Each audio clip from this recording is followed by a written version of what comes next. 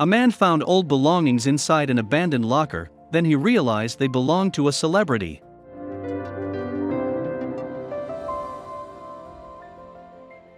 For Anton Lulgeraj, bidding on abandoned storage lockers had become a sort of hobby.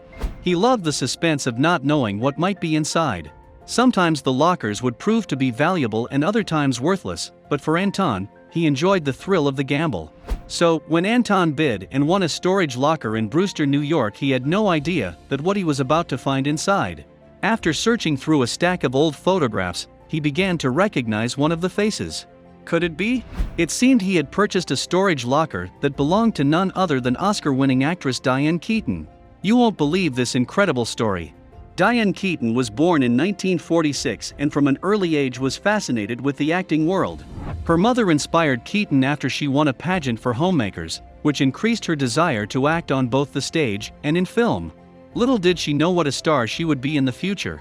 At first, Keaton began her acting studies in her hometown of Los Angeles, California. However, the stage began to call her creative fire. Therefore, she moved to New York City and joined the Actors Equity Association. Unfortunately, Keaton discovered that another actress had registered her name, Diane Hall. Deciding to take a stage name, she officially became Diane Keaton, a name that would eventually become cemented in film history. After struggling to land a role in New York, Keaton finally made her acting debut on Broadway in the original production of Hair in 1968. It was an incredible time for Keaton, who would see her career go from 0 to 100 over the course of the next few years. The next year, Keaton would land a part in the play, Play It Again, Sam with Woody Allen. The performance was so well received she was nominated for a Tony Award. At this point, people in Hollywood and NYC began to take notice of Keaton's rising star. It would be 3 years later in 1972 that Keaton would make her film debut in the critically acclaimed film, The Godfather. This would open the door to a flood of acting opportunities for the budding actress. She would eventually come back for the sequel, The Godfather Part 2. Despite her role in The Godfather receiving acclaim, it would be the 1977 romantic comedy, Annie Hall, that would skyrocket Keaton into stardom. Written and directed by Woody Allen, the film was based on Allen and Keaton's off-screen romance. To say it was a hit would be an understatement. Keaton won the Academy Award for Best Actress for the film. She would also go on to become a fashion icon thanks to her unique way of dressing. Soon fans began to emulate her clothing style, with more women taking to vintage men's clothing than ever before. Despite the film Annie Hall being iconic, Keaton doesn't want to be defined by one film or role. I don't want to be identified as one thing only. I remember somebody once said to me, "Don't ever change," when I did Annie Hall. For Keaton, being defined by one role meant stunting her growth as an actress. "I think that stunts any kind of growth," she continued. And so, my feeling was that scared the hell out of me. I knew I had to change. You've got to change, don't you think? I mean, otherwise, what are you going to do? Over the course of 50 years, Keaton has had a flourishing career. Starring in films like The Family Stone, The First Wives Club, and Father of the Bride, she has become a household name in Hollywood.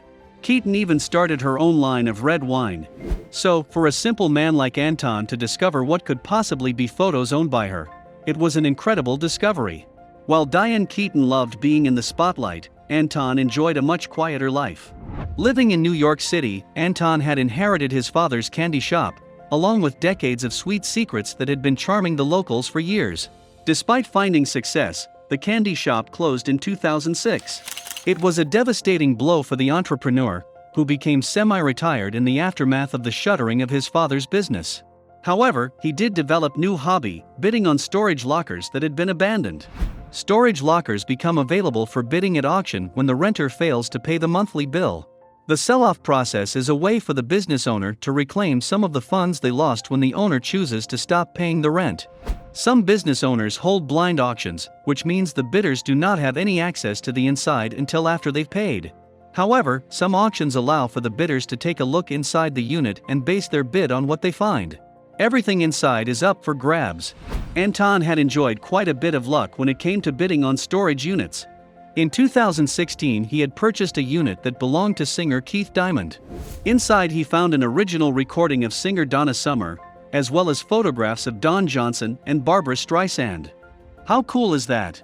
It would be May of 2018 when Anton would purchase a large storage unit in Brewster, New York that once belonged to a man named David Parent, an ex-Air Force pilot. Parent had passed away and someone else had taken ownership of the unit, but they eventually stopped paying the rent. After winning it at auction, Anton was pretty thrilled with his find. He even found a motorcycle underneath the mass of boxes. Anton's suspicions proved to be correct, and there was an old motorcycle in the unit. In fact, it proved to be quite valuable, seeing it was an Indian bike from 1913. He would later go on to sell it at auction for 10 times its value. However, that was far from the most intriguing item. As Anton cataloged and sorted the items in the unit, he stumbled upon an old leather wallet. Inside, he found 32 family photos, as well as the driver's license of the wallet's owner. When he looked at the picture, he couldn't believe who it was. At first, Anton didn't recognize the name, Diane Hall. However, when he looked closely at the photos, he was floored to see that the wallet belonged to famous actress Diane Keaton. As a fan of The Godfather, Anton was absolutely giddy with excitement over the find. Anton truly couldn't believe his eyes, so he continued to dig for more clues. Inside the wallet, he found Keaton's Actors Equity Association card, as well as more documents to confirm that she was, in fact, the owner. What a once-in-a-lifetime find. According to interviews that Keaton had given in the past, specifically one from 1978, she mentioned that she had lost 2 of her wallets by leaving them in cabs. Could this possibly be one of those wallets that she mentioned? The situation was definitely clouded in mystery. Did Keaton happen to know Parent? How did he come into possession of her old wallet?